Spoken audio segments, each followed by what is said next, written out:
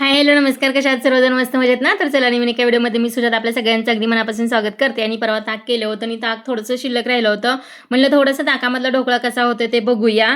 तर मी इथं ताकामध्ये फक्त बेसन पीठ भिजवलेलं आणि त्याच्यामध्ये थोडंसं बेकिंग पावडर आणि सोडा, खायचा सोडा असतो ना, तर तोच घातलेला आणि चांगलं फेटलेलं आणि कुकरच्या डब्यामध्ये तेल लावून थोडंसं ते सगळं बॅटर आहे ना, तर त्याच्यामध्ये घालून घेतलेलं. म्हणजे कसं होतं हे बघायचं होतं मला, त्यामुळे मी रेसिपी काही शूट जास्त केली नाही. पण चांगला झालेला, चांगला फुगलेला वगैरे सुद्धा एकदम स्पंजी असं झालेला. तर मग त्याला थोडासा तडका दिला, तेल गरम करायला ठेवलं, त्याच्यामध्ये मोहरी जरा जास्त टाकली कारण मोहरी आवडते मला. तेलामध्ये थोडीशी कोथिंबीर टाकली आणि पाणी घालून थोडंसं साखर वगैरे टाकली. अशा पद्धतीने सुद्धा हा ढोकळा खूप छान लागतो, टेस्टला पण छान लागतो आणि पहिल्यापेक्षा नंतर थोड्या वेळाने पाणी घातल्यामुळे आपण जरासं जास्त फुगतो. तर इथं बघू शकता तुम्ही किती छान असा फुगलेला आहे आणि कलर वगैरे पण एकदम छान आला आहे. हळद वगैरे मी ह्याच्यामध्ये अजिबात घातली नव्हती, तरीसुद्धा छान आलं आहे कलर वगैरे. आणि अशा प्रकारे एकदा ढोकळा नक्कीच करून पहा. नेक्स्ट टाईम जेव्हा मी ताक करेल ना, तर तेव्हा रेसिपी पूर्ण शूट करेल. पण यावेळेस काही कसा होतं ते मलाच माहीत नव्हतं. ताकामध्ये मी फर्स्ट टाईम केलेला. तर परवा 3 जानेवारीला ज्ञानज्योती सावित्रीबाई फुले यांची जयंती होती आणि स्वराला स्कूलमधून त्यांचं चित्र काढून आणायला सांगितलं होतं. मग स्वराने प्रयत्न केला. मम्मी म्हटली, "मला काही जमत नाही, थोडंसं मला सावित्रीबाई फुलेंचं चित्र वगैरे काढून दे, ड्रॉइंग वगैरे काढून दे."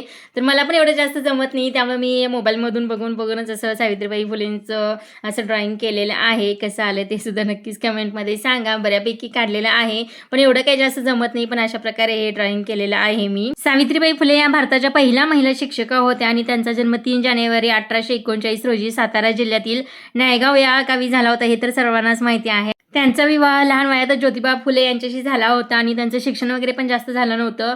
मग त्याच्यानंतर ज्योतिबा फुले यांनी त्यांना लिहायला वाचायला वगैरे शिकवलं आणि ज्योतिबा फुले आणि सावित्रीबाई फुले यांनी भारतात पहिली मुलींची शाळा काढण्याचा मान मिळवला. आणि मुलींची जेव्हा शाळा वगैरे त्यांनी काढली आणि त्यांना किती किती त्रास सहन करावे लागले हे सर्वांनाच माहिती आहे. आणि त्यांनी बऱ्यापैकी समाजातील वाईट प्रथांना सुद्धा विरोध केला. तर सावित्रीबाई फुले यांनी शिक्षणाच्या माध्यमातून समाजात समानता आणण्याचा प्रयत्न केला होता. सावित्रीबाईंनी विधवा पुनर्विवाहाला सुद्धा प्रोत्साहन दिले हे तर सर्वांनाच माहिती आहे. आणि 1897 साली प्लेग रुग्णांची सेवा करताना त्यांचे निधन झाले आणि त्या भारतीय समाजसुधारक चळवळीतील एक प्रमुख व्यक्तिमत्व होते आहे, तर सगळ्यांनाच माहिती आहे. मला थोडंसं त्यांच्याविषयी काही माहिती होतं, तर मी इथं तुम्हाला सांगितलेली आहे माहिती. जसं काही चित्र काढताना असं वाटत होतं की त्यांच्याविषयी आपण थोडंसं सांगावं, आपल्याला जेवढी माहिती आहे तेवढी. तर मी इथं छानपैकी असं सावित्रीबाई फुलेंचं ड्रॉइंग काढलेलं आहे. तर सावित्रीबाई फुले यांच्याविषयी एक कविता आठवते, तर मी सांगते तुम्हाला.